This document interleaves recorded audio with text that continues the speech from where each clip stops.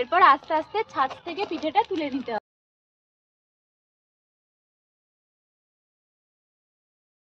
নমস্কার বন্ধুরা, বাঙালঘটি রান্নাঘর চ্যানেলে আপনাদের আরও একবার স্বাগত জানাই। আজকে চলে এসেছি আবার একটা নতুন ভিডিও নিয়ে। আশা করছি আপনারা সকলে ভালো আছেন, সুস্থ আছেন। তো চলুন আজকের ভিডিওটা শুরু করা যাক। বাঙালিদের 12 মাসে 13 পার্বণ লেগেই আছে, আর তার মধ্যে পিঠেপুলি উৎসবটাও একটা পার্বণ। তাই শীতকালে পিঠেপুলি ছাড়া তো শীতকালের কথা ভাবাই যায় না। আজ আমরা চলে এসেছি আজকে একটা নতুন পিঠের রেসিপি নিয়ে। আর আজকে কি পিঠে বানাবো সেটা দেখার জন্য শেষ পর্যন্ত ভিডিওটার সঙ্গে আপনারা থাকুন। পিঠে বানানোর জন্য আজকে প্রথমে নিয়েছি 2 রকমের চালের গুঁড়ি। এর মধ্যে আছে আলো চালের গুঁড়ি আর সিদ্ধ চালের গুঁড়ি। সিদ্ধ চালের গুঁড়ি দিলে পিঠেটা নরম হবে।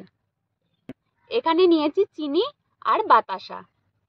পিঠে বানানোর জন্য নিয়েছি কিছুটা পরিমাণ গরম জল, আর নিয়েছি কিছুটা পরিমাণ দুধ, সামান্য পরিমাণ নিয়েছি লবণ। মা, এখন আপনি উনুনের মধ্যে হাঁড়িটা বসিয়ে দিন। এখন এর মধ্যে দুধটা ঢেলে দেব।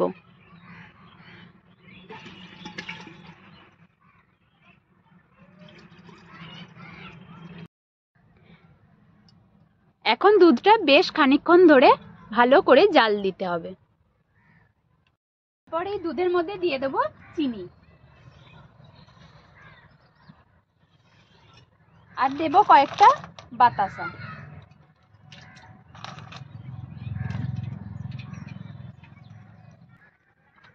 অবশ্যই চিনিটা আপনারা যেমন মিষ্টি খাবেন সেই রকম পরিমাণ অনুযায়ী দেবেন।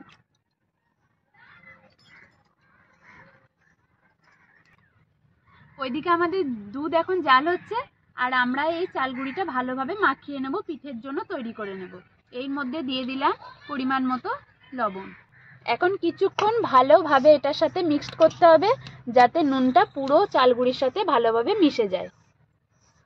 এখন লবণটা আমাদের ভালোভাবে এর সাথে মেশানো হয়ে গেছে। এরপর দিয়ে দেব উষ্ণ গরম। এর মধ্যে অল্প অল্প করে জল দিতে হবে আর মাখতে হবে গুঁড়িটাকে। বন্ধুরা, এই যে এইরকম ভাবে অল্প অল্প করে জল দিয়ে গুঁড়িটা মাখাতে হবে। আর যদি আপনারা প্রথমেই বেশি পরিমাণ জল দিয়ে দেন তাহলে কিন্তু মাখানো ভালো হবে না, আর যদি দলা দলা থেকে যায় তাহলে কিন্তু ভালো পিঠে বানানো যাবে না।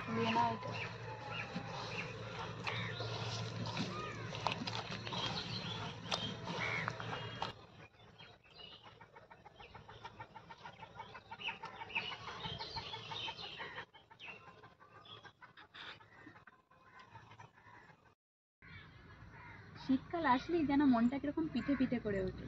তার সঙ্গে থাকলে খেজুরের গুড় খেতে আরো পুরো জমে যায়।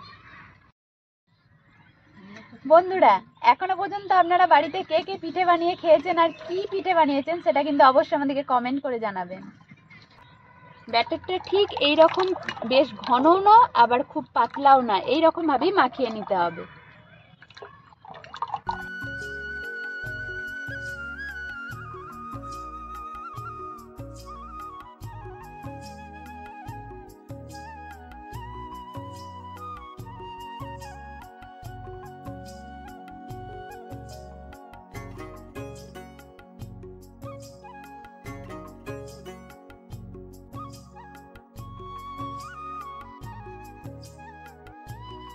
দুধটা এখন আমাদের প্রায় ঘন হয়ে এসছে, এবার এটাকে নামিয়ে নেব।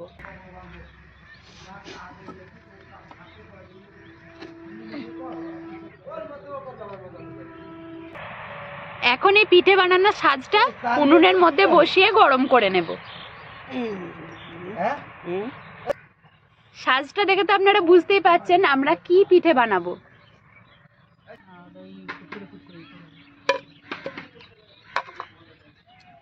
এবার গোলাটা দেবো মা।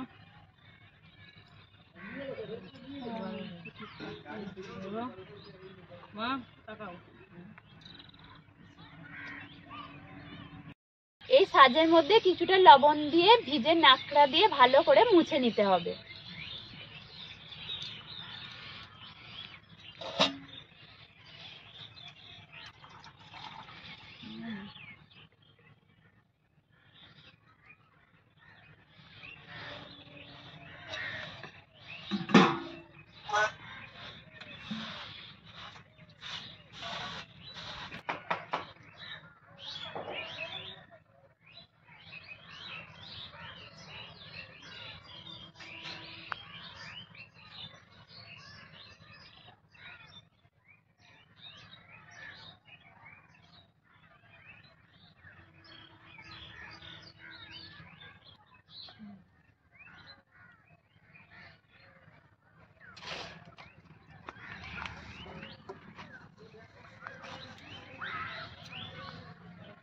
এই যে গোলানো হয়ে গেছে, এরপর সাজের মধ্যে অল্প অল্প করে এই ব্যাটারটা দিয়ে দেব।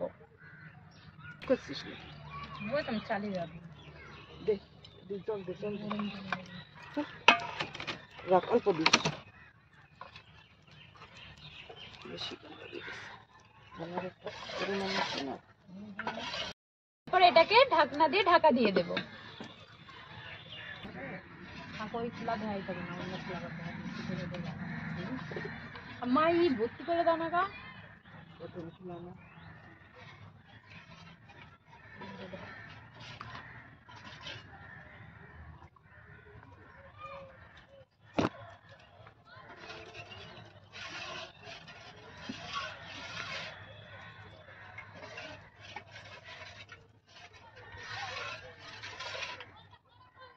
বলো না। এই যে সামনে আমাদের একজন অতিথি আসছে আমাদের পিঠে রেসিপি দেখতে, খাবে।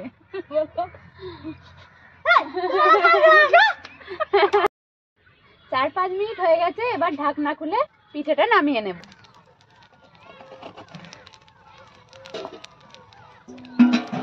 এরপর আস্তে আস্তে ছাঁচ থেকে পিঠেটা তুলে নিতে হবে। খুব সাবধানে তুলতে হবে যাতে গায়ে আটকে না যায়। এই দেখুন বন্ধুরা কি সুন্দর পিঠেটা হয়েছে। এই দেখুন বন্ধুরা পিঠেটার গায়ে কতগুলো ছিদ্র হয়েছে। যখন এরকম ছিদ্র হবে সেগুলো যদি আমরা দুধের মধ্যে দিই তাহলে পিঠেটা ভালোভাবে ভিজবে। এখন আমি এই পিঠেগুলো গরম দুধের মধ্যে দিয়ে দেব।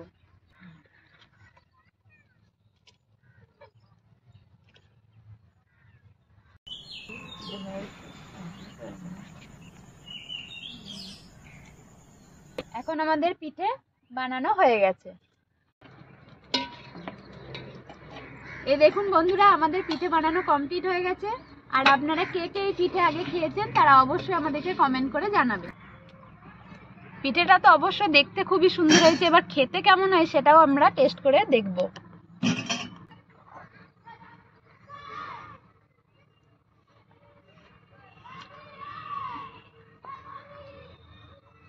দারুণ হয়েছে এবং খুব নরমও হয়েছে পিঠেটা।